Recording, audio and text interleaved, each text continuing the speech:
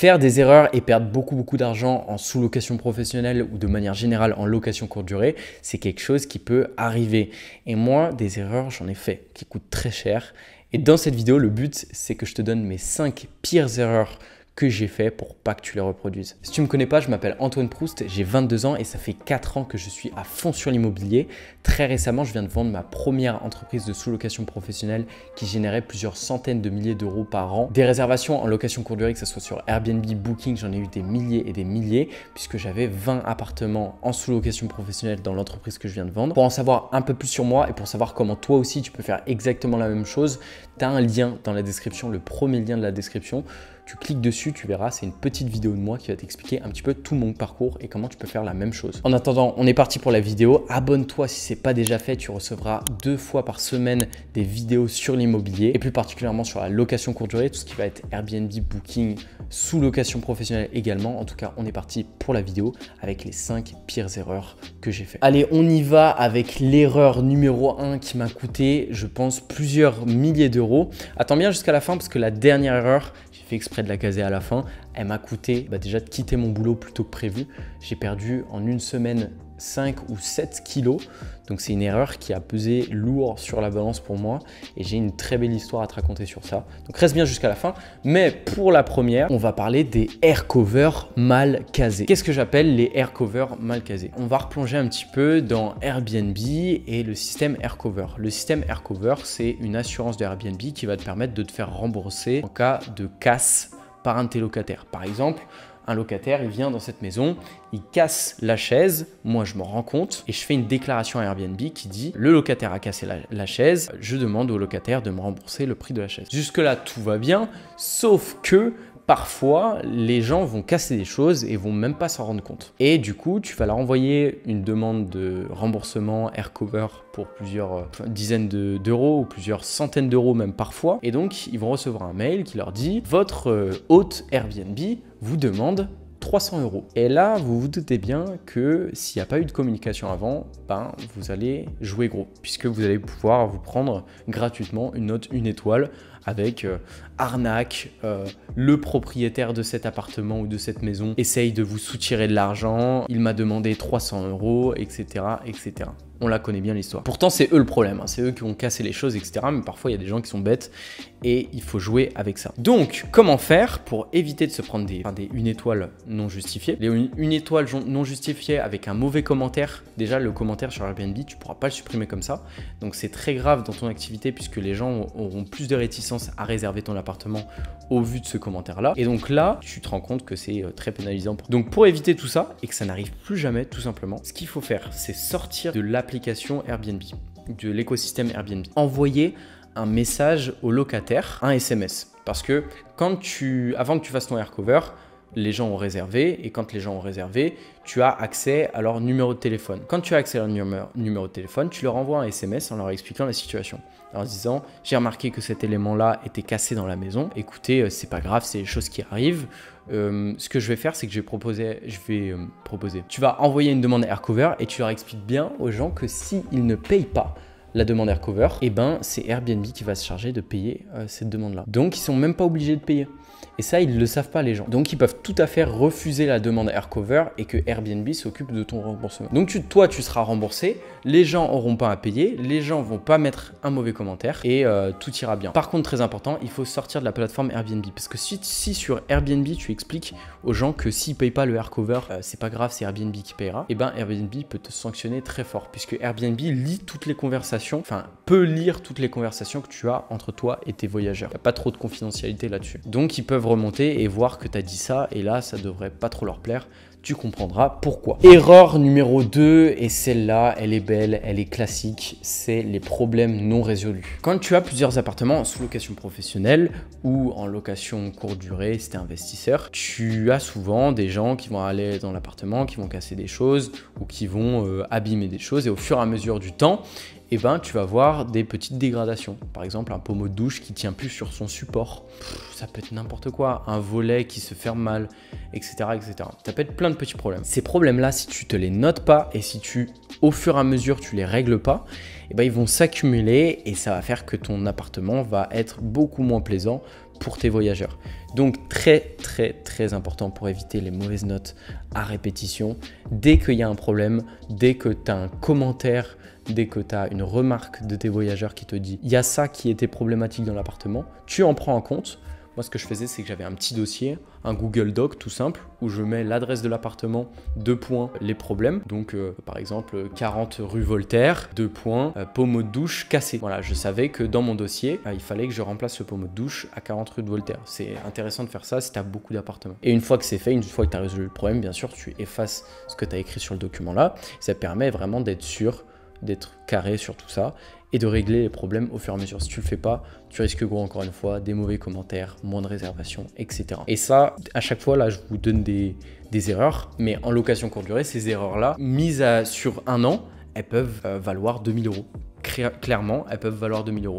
C'est parce que tu as moins de réservations, parce que tu as des mauvais commentaires et ça peut valoir plusieurs milliers d'euros. Problème numéro 3, et celui-là, il fait mal. J'ai une petite anecdote sur celle-là, c'est les doubles réservations. Alors, pour ceux qui travaillent avec Airbnb et Booking en même temps, souvent, ce qui peut arriver, pas souvent, mais dans 2-3% des cas, c'est une double réservation. C'est-à-dire qu'en même temps, les gens vont réserver sur Booking et sur Airbnb à une date précise. Ce qui va faire que les réservations sur le même appartement se chevauchent. Et parfois, si tu t'en rends même pas compte, tu peux avoir les gens qui se pointent en même temps à ton appartement. Et là, comment gérer ça? Parce que moi, ça m'est arrivé plusieurs fois et c'est bien un coup à se faire traiter d'arnaqueur, à se faire supprimer une annonce par Airbnb par exemple. Tout ça alors que c'est pas de ta faute en soi, c'est un problème de synchronisation entre les plateformes. Pour pallier à ça, il va falloir que tu fasses gaffe toujours à ton planning, ça c'est sûr. Faire gaffe à ce que ton planning Airbnb et que ton planning Booking il soit toujours cohérent, qu'il n'y ait pas de réservation qui se chevauche. Mais quand bien même tu fais ça et que les gens arrivent sur place, te disent clairement, bah il y a quelqu'un dans l'appartement que j'ai réservé, parce que ça m'est déjà arrivé. J'ai même eu, pour la petite anecdote, quelqu'un qui a toqué, qui a vu qu'il y avait quelqu'un dans l'appartement et qui a commencé à s'énerver en mode qu'est-ce que vous faites chez moi, j'ai réservé cet appartement, etc. Et qui a commencé à taper à la porte. Les deux voyageurs différents ont commencé à s'insulter, etc. Et c'était un bordel pas possible jusqu'à ce qu'on m'appelle et qu'on me dise il y a des cambrioleurs chez vous, je sais pas quoi. Enfin bref, une situation pas possible. Anecdote terminée, mais du coup ça va amener à une solution qui est plus large, c'est que dans ces cas-là d'urgence, il faut toujours avoir prévu, connaître un hôtel dans ton secteur qui va pouvoir accueillir tes voyageurs. Puisque tu as eu les 2 réservations, tu as eu 2 paiements pour la même nuit. Donc tu peux très bien payer une nuit à un voyageur dans un hôtel et comme ça, normalement, il ne devrait pas trop être énervé de la situation à partir du moment où tu payes l'hôtel. La seule solution dans ce cas-là, c'est de payer un hôtel. Et très important, ces solutions-là, elles peuvent être utilisées plus fréquemment. Si tu as un ménage qui n'a pas été fait dans un de tes appartements, ça arrive, une femme de ménage qui était malade et qui ne te l'a pas dit et qui n'est pas venue faire le ménage. Et bien dans ce cas-là, les gens arrivent sur place. Au lieu que tu t'engueules, enfin que les gens commencent à s'énerver, machin, etc. Vous remboursez-moi, machin. Dites-leur, ok, je suis vraiment désolé, c'est un problème qui n'était pas, voilà, c'est un problème d'organisation de notre côté. Ce qu'on fait, c'est qu'on vous paye la nuit d'hôtel. Et puis comme ça, vous êtes tranquille, vous n'aurez pas de supplément et il n'y a pas de souci. Comme ça va te permettre de gérer le problème. Très important, on n'y pense pas assez, mais reloger les gens dans un hôtel, ça peut être une situation, une solution temporaire à une situation qui peut être très délicate. Donc ça, c'était le problème numéro 3. On arrive sur le problème numéro 4, mais attention, le problème numéro 5, souviens-toi, j'ai une anecdote de fou à te raconter dessus. Ça a été très compliqué, donc c'est un problème qui peut être très grave. Reste bien jusqu'à la fin, je t'en parle. Là, on va se retrouver sur mon ordinateur et je vais vous parler du problème de traquer ces données en location courte durée. Petite coupure dans la vidéo juste pour vous dire que la vidéo où je montre mon écran, où je parle du tableau de suivi pour vos données, pour traquer vos données en sous-location professionnelle, elle est disponible en lien dans la description de cette vidéo. C'est le lien qui va être sous le lien du e-book gratuit que je vous ai créé et sous le lien de la masterclass si directement tu veux te lancer dans la sous-location professionnelle et que tu veux directement passer à l'action, tu veux te faire accompagner. En dessous de ces liens-là, il y a le lien pour la vidéo. Donc c'est un lien Loom où vous avez, voilà, c'est directement accessible sur un site, le site Loom. Vous pouvez écouter en accéléré et surtout allez voir ça parce que c'est un tableau qui m'a coûté cher à mettre mettre en place, que j'ai payé, que je vous donne gratuitement suite à cette vidéo et dans lequel vous allez pouvoir traquer toutes les données de votre entreprise de sous-location professionnelle, votre bénéfice, votre prévisionnel et c'est super simple à mettre en place en plus et vraiment combien vous allez gagner tous les mois grâce à cette activité. Donc allez voir la vidéo dans la description et je vous laisse avec la suite de la vidéo. Le dernier problème, le problème numéro 5, celui-là, il m'a coûté très cher, que ce soit mentalement, physiquement, il a changé ma vision de la location courte durée à tout jamais. Ce jour-là, j'étais très mal. Je vous explique. Au 1er janvier 2024, j'ai eu un désistement de ma femme de ménage. Ma femme de ménage, ce qui s'est passé, c'est qu'elle avait 6 appartements à moi qu'elle gérait pour les ménages. Et elle m'a envoyé un message du jour au lendemain. Elle m'a dit « Écoute, on arrête de travailler ensemble, j'en peux plus. » Apparemment, en fait, je l'appelais trop. Mais ce qui se passait, c'est surtout qu'elle faisait mal les ménages. En fait, elle avait des gens avec qui elle travaillait qui faisaient mal le ménage, voire même qui le faisaient pas. Et ce qui faisait que j'avais des commentaires à répétition 2 étoiles. Donc c'était plus viable et moi du coup je l'appelais pour lui dire bah, écoutez le ménage ça va pas, regardez les photos que le voyageur m'a envoyées, bah clairement revenez sur place quoi. Et du coup ça la saoulait que je lui refasse des remarques de temps en temps comme ça. Et ce que je peux comprendre, c'est pas agréable mais en même temps c'était pas vraiment de ma faute. Et elle m'a dit du jour au lendemain bah écoutez moi je veux plus travailler avec vous pour cette raison-là. On était au 1er janvier donc c'est jour férié et le jour même j'avais 5 ménages à faire. Sauf que j'étais à 2 heures de route de chez moi puisque j'étais avec des amis et que je ne savais pas comment faire. Clairement le problème c'était que j'avais 5 ménages à faire en 4 heures sur place puisque j'avais les départs à 11h, les arrivées à 15h. J'avais jamais fait un ménage de ma vie. Enfin j'avais fait le ménage, je fais le ménage de manière générale mais un ménage Airbnb c'est un ménage spécifique. Donc quand t'es pas à l'aise et que t'es pas vraiment fluide dans ta démarche pour faire le ménage, c'est très compliqué. Et donc là, je me suis retrouvé à d'un seul coup devoir faire les ménages plus devoir trouver quelqu'un à qui déléguer ces ménages très rapidement. Et là, bah, ça a été très compliqué. J'avais même plus le temps honnêtement pour manger parce que entre les ménages, le linge à gérer, plus les déplacements puisque je vivais à 45 minutes de mes Airbnb, et ben c'était très compliqué. Le linge, je savais même pas le sécher. Parce que j'allais dans les laveries, je le laissais 15 minutes, parce que sur l'appareil, il y avait marqué 15 minutes, mais au final, au bout de 15 minutes, le linge, il était pas sec. Donc moi, j'étais en mode, ah mais ça marche pas les laveries, etc. Donc je le ramenais chez moi, je l'étendais dans tout l'appartement, il y avait du linge. Bref, j'avais même plus le temps pour manger, puisque je faisais que ça, et que même, j'étais en train de quitter mon CDI à ce moment-là. Donc j'avais pas totalement fini mon boulot à ce moment-là. Donc bref, un enfer pas possible. Au final, j'ai quitté mon boulot plus tôt que prévu. J'ai fait un abandon de poste parce que je ne pouvais pas gérer avec tous les appartements que j'avais en ménage.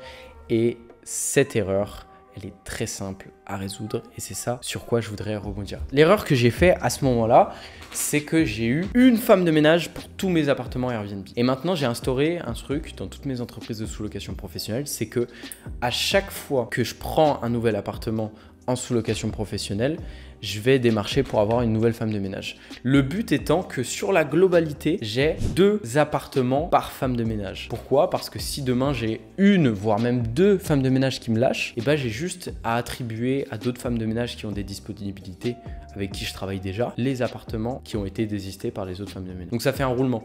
Si j'ai 10 appartements en sous-location professionnelle, je vais avoir 5 femmes de ménage. Ces 5 femmes de ménage, s'il y en a une qui me lâche, et ben je peux dire à la femme de ménage numéro 4 de prendre les 2 autres appartements de cette femme de ménage qui m'a lâché. Tout ça, c'est très simple. Et bah, certes, c'est chiant parce qu'il faut recruter, parce qu'il faut tout le temps être sur les petites annonces, sur le bon coin pour trouver les bonnes personnes qui font le ménage. Mais c'est méga important. Ne fais pas cette erreur. Si tu trouves quelqu'un de bien pour tes ménages, ne mets pas tous tes œufs dans le même panier. Ne mets pas toute la responsabilité de ton entreprise sur ses épaules et délègue à plus de personnes. Cette erreur, elle m'a coûté très cher, surtout physiquement. J'en ai encore des souvenirs pas très agréable. J'espère que tu auras appris de mes erreurs. Si tu veux te lancer dans la sous-location professionnelle et toi aussi générer des revenus à côté de ton boulot ou même quitter ton CDI pour devenir plus libre, j'ai un lien dans la bio de cette vidéo YouTube. C'est le premier lien qui va s'afficher dans la description. Tu cliques dessus, il y a une petite vidéo de moi où je parle un peu plus en détail de mon histoire, comme ça t'apprendras un petit peu plus à me connaître. Mais je parle aussi de comment tu peux te lancer toi aussi en sous-location professionnelle et générer plusieurs milliers d'euros par mois de manière le plus passif possible. Si la vidéo t'a plu, n'hésite pas à mettre un petit like, abonne-toi. J'ai essayé de faire une vidéo où je suis naturel, où je suis moi-même. Je bégaye un petit peu aussi parce que je suis pas forcément très à l'aise à la caméra, mais je m'essaye. En tout cas, j'ai plein de choses très intéressantes à vous apporter, donc n'hésitez pas à vous abonner encore une fois. Je vous dis à très vite pour la prochaine vidéo. C'était Antoine. Ciao!